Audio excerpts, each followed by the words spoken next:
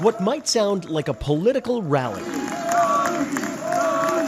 was instead a conference for one of North America's largest labor unions, featuring Ontario Premier Doug Ford as a keynote speaker. Under a progressive conservative government, we respect the value of like-minded private sector unions.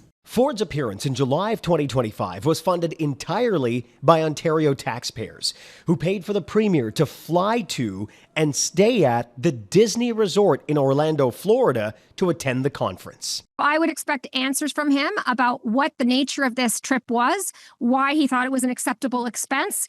As the Ford government faces an expenses scandal, the Premier has been defending his own use of taxpayer funds. What you should do is look into my expenses and find out that I have zero expenses. But expense disclosures reveal the Premier, along with Labour Minister David Piccini and two staffers, billed nearly $12,000 for a round trip to Disney to attend the conference. The trip was in support of LIUNA, a private sector union that has a long history of supporting the Progressive Conservative Party, and one that receives direct funding from the Ontario government. What value did Ontario taxpayers get out of that trip?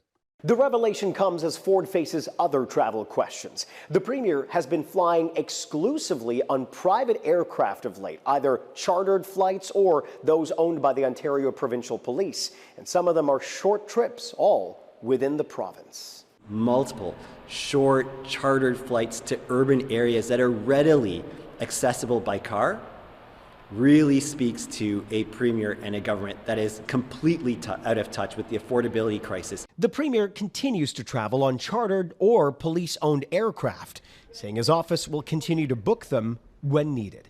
Colin D'Mello, Global News, Toronto.